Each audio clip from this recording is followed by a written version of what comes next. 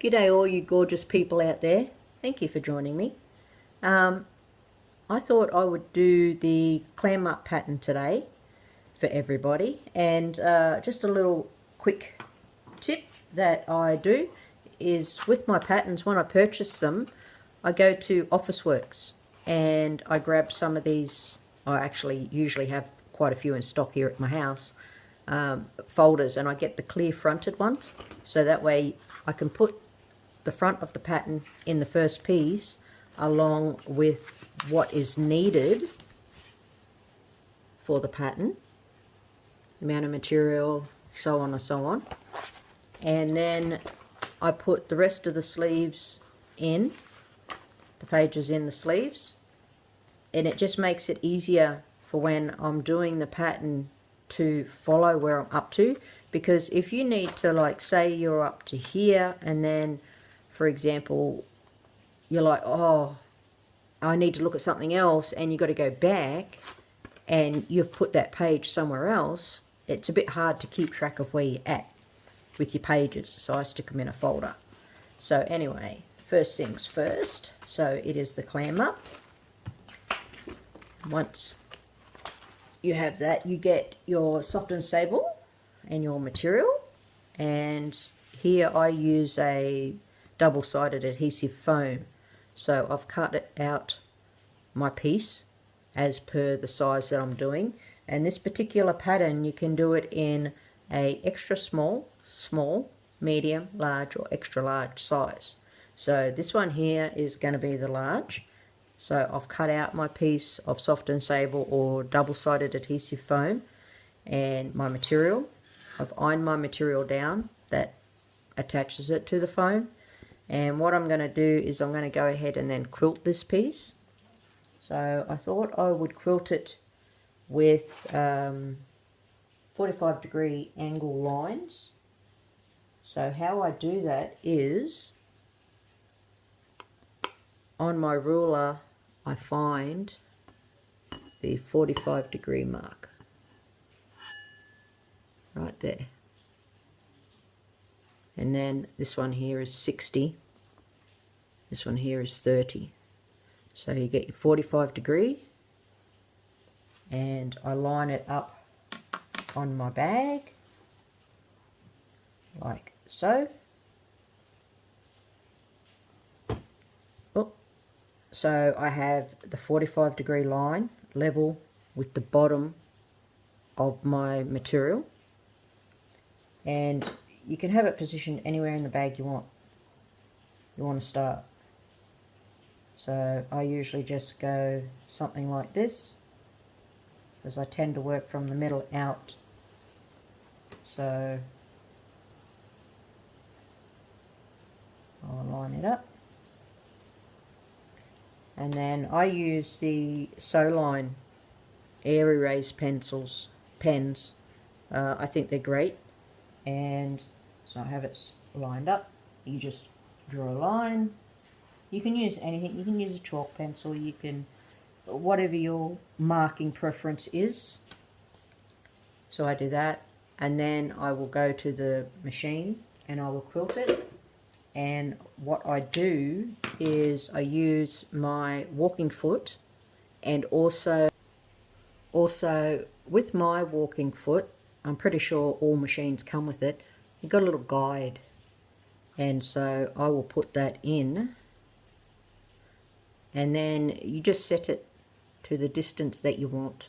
So I usually do about 1 inch, so I will set it to the inch, and then once you quilt your initial first line, then you just move over and you have your guide on that line, and that enables you then to quilt another line, and then you just keep going. And I work out one way, and then I will turn my material and I will start from the opposite direction, and I will go out that way. And you can quilt it any way you want. I chose to do that one, but you can do it whatever you want. You can do it on a embroidery machine. I have embroidery machines with end-to-end quilting patterns and things, so you could put your piece in that and embroider it that way. quilt it that way, or you know, you can do it on just an ordinary domestic machine. So I have some here that I've already done. So I've got the medium here and the small, and once you quilt that, which I will have to go and do that in a second because otherwise my line will disappear, I made templates from the pattern pieces for each one of the different sizes. I just made it out of the template plastic. I got this at Spotlight, and I'm in the process of actually, I got a guy, he does cutting with perspex and stuff, and I actually got him to cut me some circles for the corners, instead of buying, you know, the pre-made ones and stuff. So he's actually going to cut me up a set out of perspex, so they'll be thicker, and when you have it on there and you're cutting around, you're not going to have to worry because these are sort of quite thin. So it makes it a bit hard, you know, running your rotary cutter around there. So with the perspex ones, they're thicker. You know, I can get any size, so I'll probably get like a 4mm. So there's 4mm of solid hardness that is going to be a guide for my rotary cutter to cut around that.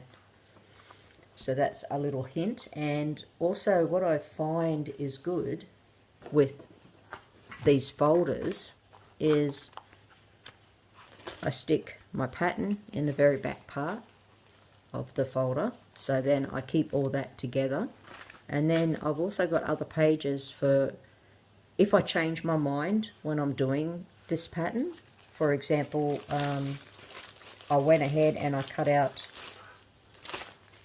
well, I'll talk about this when I get to that. So yeah, you can put any extra pieces that you cut for your pattern that you decide you don't want to use into your folder, and that way when you go to make another one, you've got ones that you've previously cut out that you might find will work with the next one that you're making. So once you quilt your piece and cut it out, you're going to then draw a line. It shows it on your pattern here, this line here,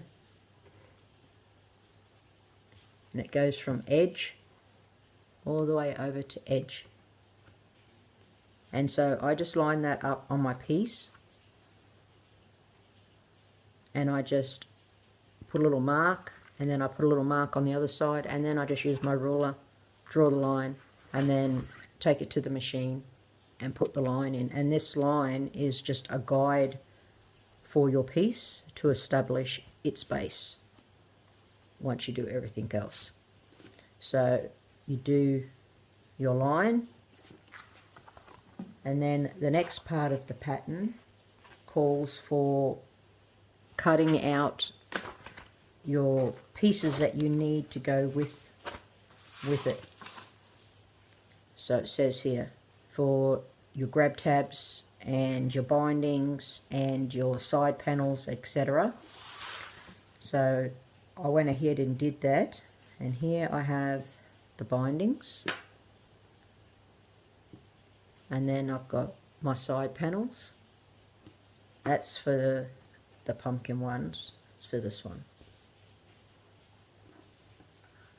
And then you've got a choice of doing triangle or sort of rectangle grab tabs, and I chose to do the triangle ones, but I done it a bit differently. In the pattern it says to fold your piece in half like so,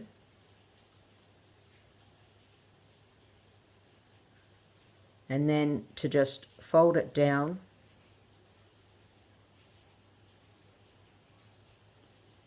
like so, and then you fold the other side down. I would use the stiletto there to give me a nice crisp point like so, and then it tells you to sew that to your base. So you would sew that, actually that way, sew that along there. But what I didn't like with the triangle part of it is this. So, you know, you could have it on the top or the bottom. You could always flip it over and sew it, you know, so when it's on your bag, it would be that way when your bag is together, and you wouldn't see that join. But I didn't like that. So what I did is, I'll show you on this one. I folded it in half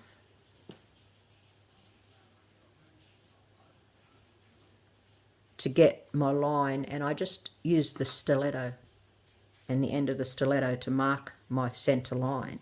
And then, so you got it like that,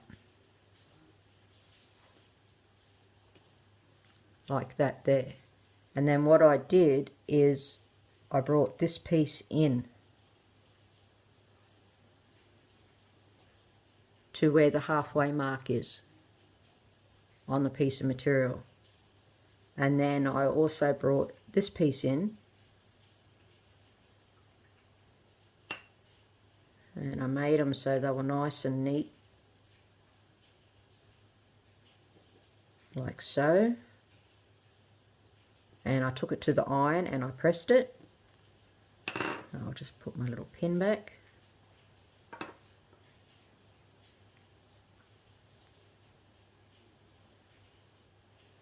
So then what you have when you attach it to your piece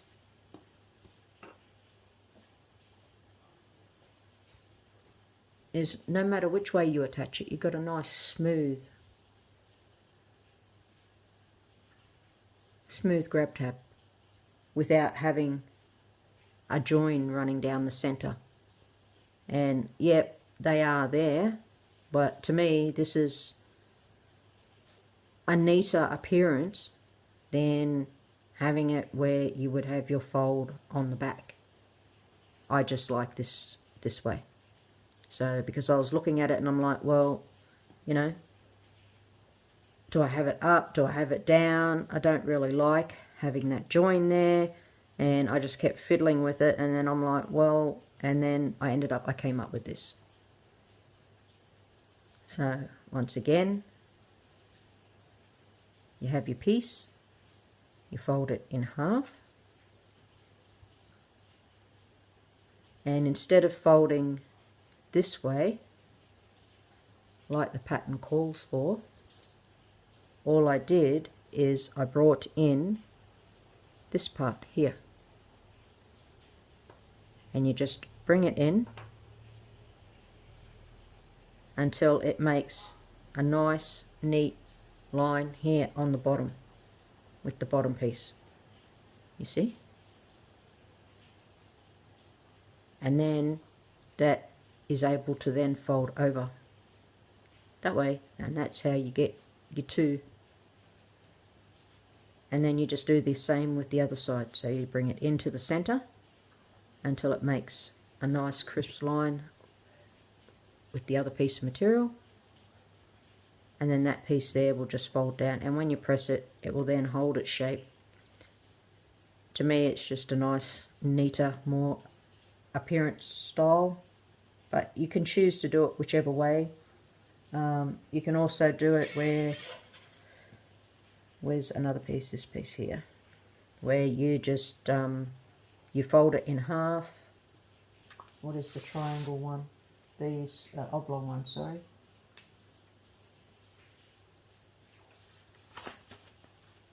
I haven't did that one.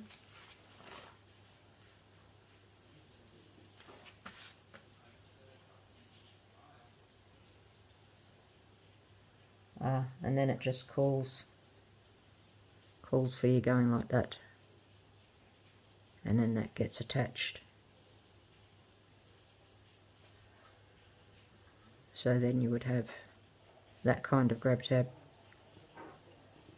or you can have a triangle grab tab. Now for the other side on my small one, instead of doing another grab tab you can do a little strip, and it's just cut. It says in there for it, you just cut your piece of material, you fold it in half, you fold so it's like this.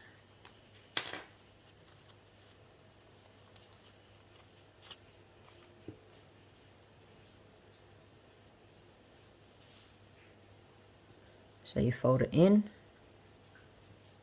and then you fold the other piece in,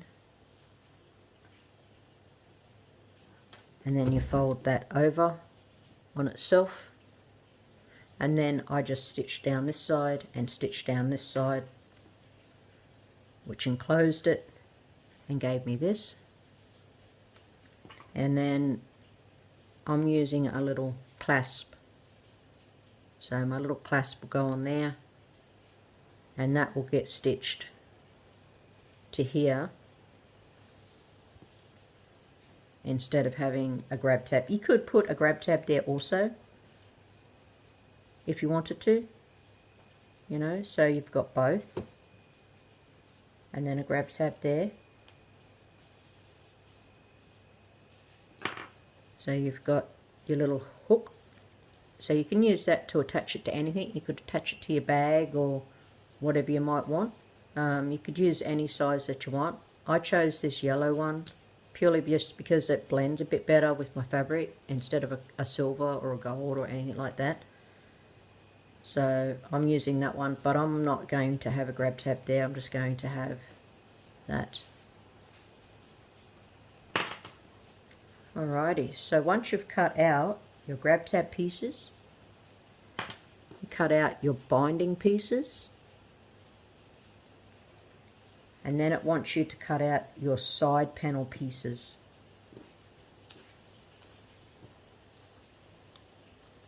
And then it is off to the sewing machine.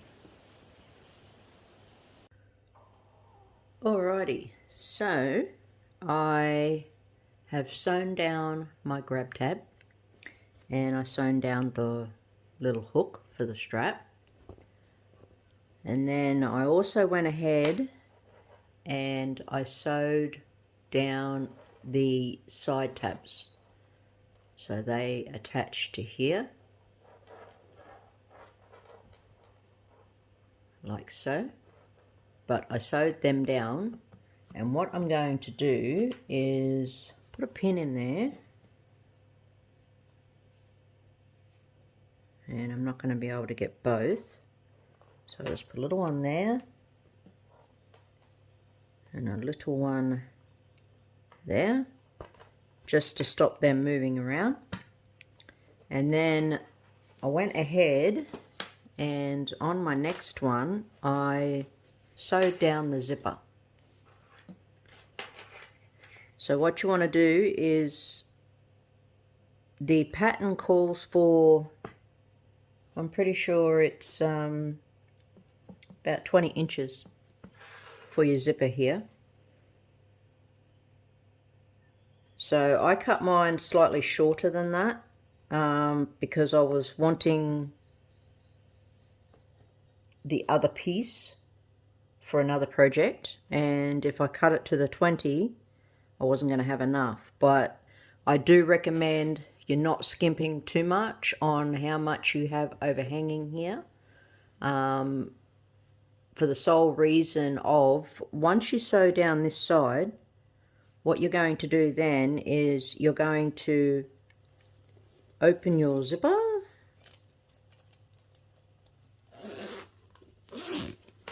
all the way up, and then you're going to bring your tape over.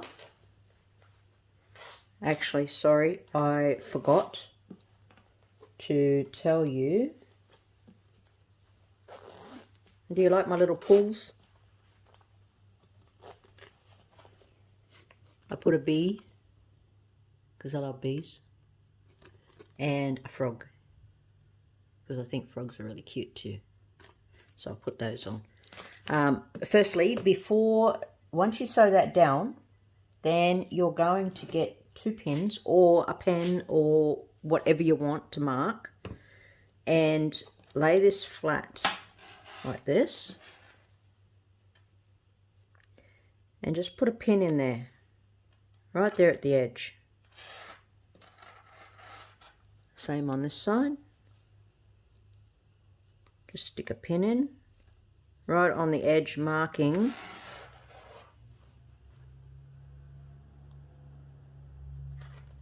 the edge. That way, when you open it,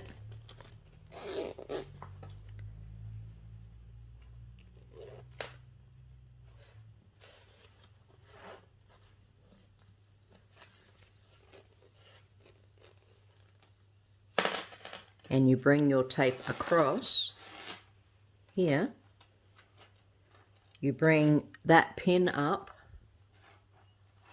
to meet there, right there. So I sew my tape over a bit. So you can put wonder clips, or make sure that tape is right.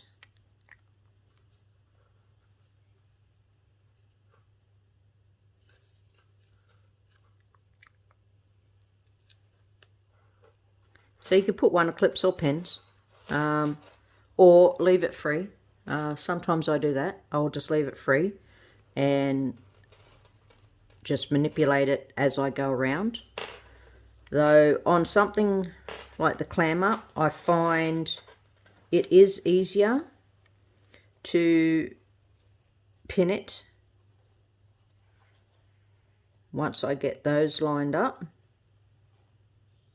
for the main reason that sometimes when you're sewing a zipper tape, if you don't have like the two ends sort of secured where you want them to be, with this in the middle that you then manipulate around that edge, it won't always line up because the tape can sort of just distort a bit. So I just find it easier to get the accuracy. When I'm doing the clam ups, I do tend to pin the zipper tape. And I just stick a couple of pins in as I go around.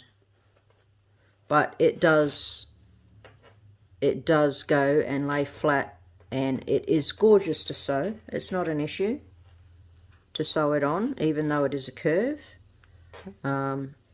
If you were to leave more zipper tape on your ends, then it would not fold up like mine is. Mine is purely folding up a bit like that because I was stingy on the excess that I left. But if I would have left the 20 inches, then that both pieces would lay flat like this piece. Even with this part sewn, it would just still lay flat because of the excess here. That's why you want to leave the excess. You will cut it off later, but I highly recommend you not trimming it to the actual size that is needed. So if you were to cut your tape and just sew from here around to here, when it came time to sew the other side, it would be a lot more difficult to maneuver it without this excess. So here is my pinned sides also.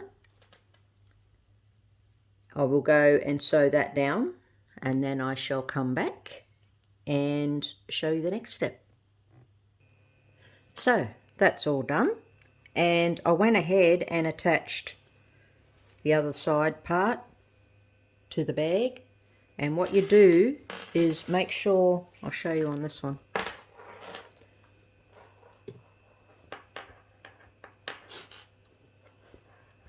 When you're doing it,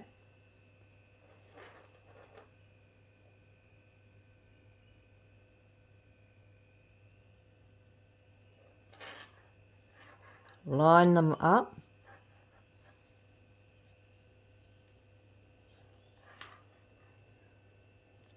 So what I do is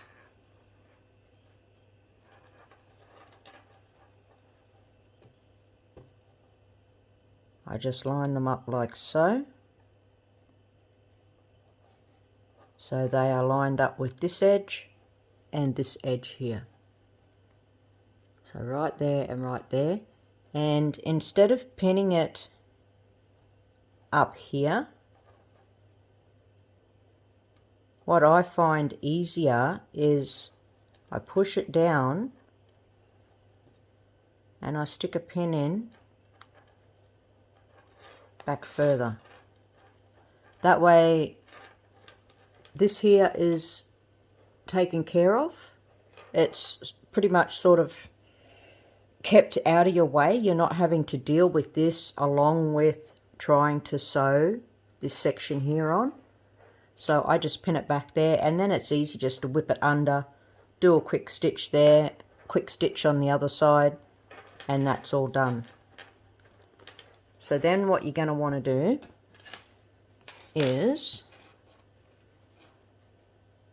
fold that down and then go and top stitch your zipper's tape down again to enclose all the raw edging underneath here. I use my stiletto to help poke under anything that might be sticking out. So I shall quickly go and do that, and I'll be back with you. So that is all done, stitched down beautifully.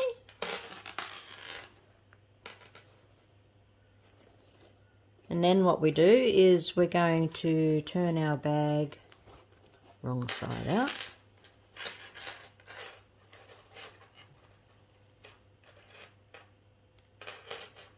And on here, pull this zipper, close it a little bit.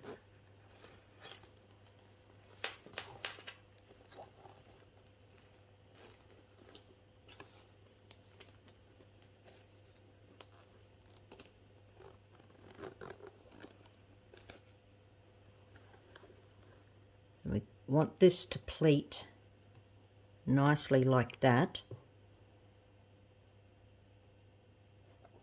for your side seams.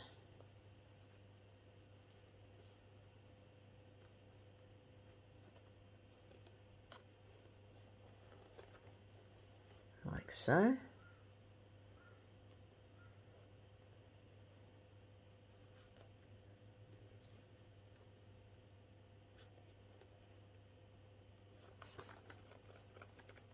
And we will stitch along here, and we will do the same on this side.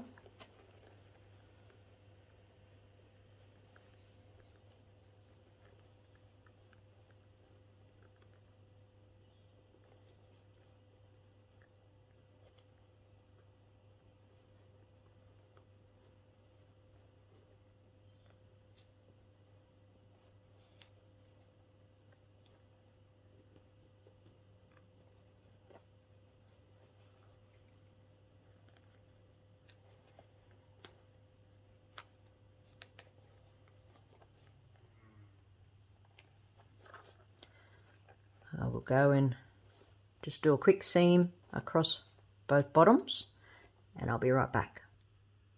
Alrighty, so there you have it. Sewn across. The last step is to put your binding on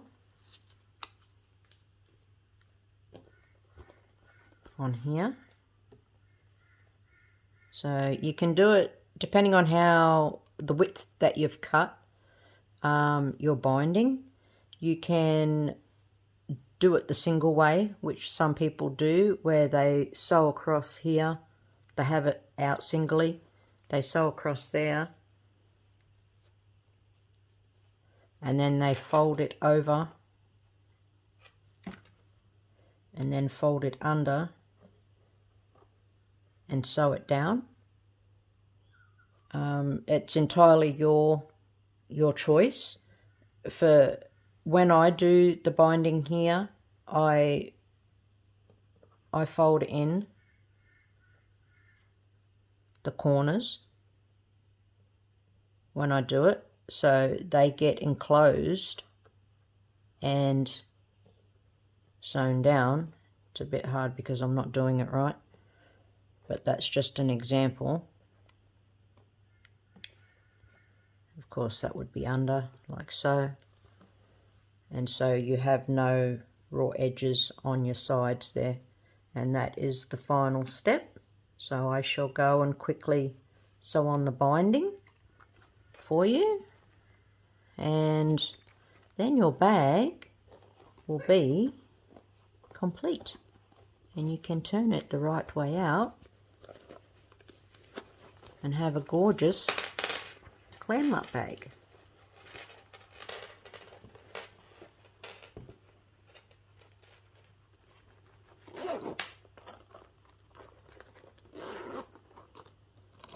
And there you go. Isn't that lovely? I love this print. I thought it was gorgeous. Oh, poke out my corner. And there you have your clam up. So I'll quickly go and do the binding and I'll come back. If you're wondering why I'm not showing, please excuse my troublemakers there. If you're wondering why I'm not showing the actual sewing, hang on a minute, I'll just deal with these guys. Alrighty, that's done. So back to what I was saying. The reason I'm not showing on my machine when I'm actually sewing is because I broke it back in November, and I was sewing another bag. It was not a Buy Any bag, it was from another company, and when I was sewing it, it was just it was far too thick, and it kept snapping my needles. And what it did is it threw the shaft, the main shaft, out of alignment. So when I sew on a 1/4 inch, for your 1/4 inch seam for example, the needle comes down and it slams into the outer bobbin case that is under my machine, and it's actually dug a big groove out of the bobbin case, and it snaps needles like left, right and center. And I took it in to get it fixed, and they ordered the part. They didn't have a part in, and they said if it was in Australia I'd get it within a week. If not, I'd be looking at a couple of months. Well, that was the middle of November and I'm still waiting, and it's now the 1st of March.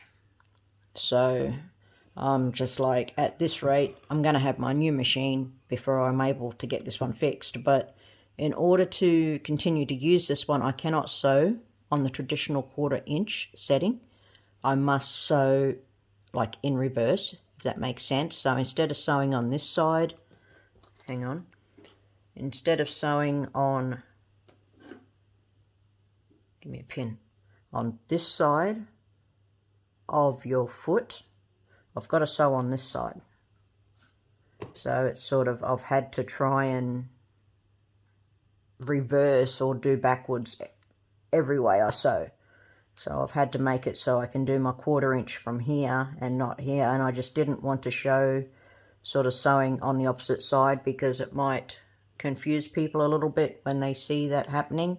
So once I get it fixed, then I will put that in my tutorials. But at the moment, I'm just, yeah, sew it and then come back to you guys as quickly as possible. So I shall be right back. So I've done this side, and as you can see, I've sewn it down here, and I just wanted to show what I mean about the corners. So when you fold it over, you want to make sure that is down, bring that up, and the same with the other side. Bring it up.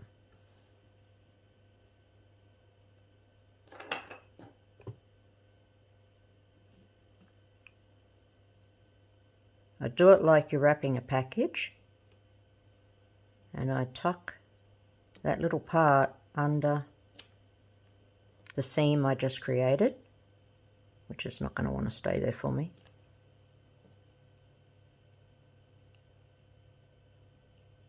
I just tuck it under like that, make sure it's all nice and smooth. So it's a bit like when you wrap up a present. And then this just folds up.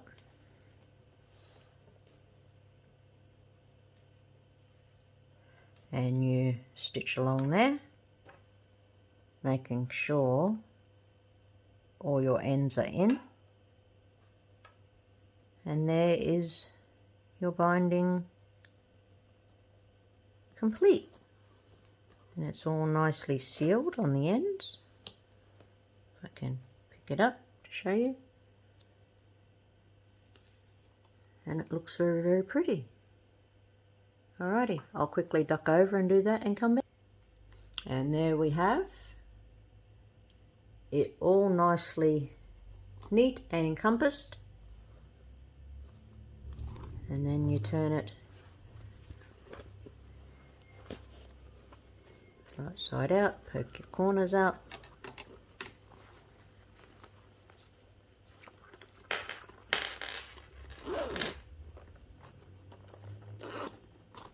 And you have a beautiful clam up. And it's a gorgeous pattern, very, very easy to do. And I absolutely love them. This one here is going to be my new one clip case. And these parts here are designed to stop, you know, your bits and bobs falling out when you unzip your bag. So my wonder clips are going to live in there from now on, because I think they're just going to be so much easier to get at, not the seam ripper. So yeah, I hope you enjoyed the tutorial. Any comments, please leave them down below. Hit a like if you liked it. And I shall be back. I'm currently about a quarter of a way through doing a tutorial for a place for everything also. And I will be doing more Buy Any bags. I have tons and tons of her patterns that I will be getting out in the future. So I'm not going to put a time frame on how long it's going to be before my next one, but hopefully it will not be very long at all. Just currently dealing with a bit of flooding here in Australia and in my area and everything else, so that has sort of held me up with quite a few things, but hopefully that will settle down, and so far we seem okay, so I don't think I have to worry anymore about the house flooding. So I'll be able to focus more on getting the work done here that I need.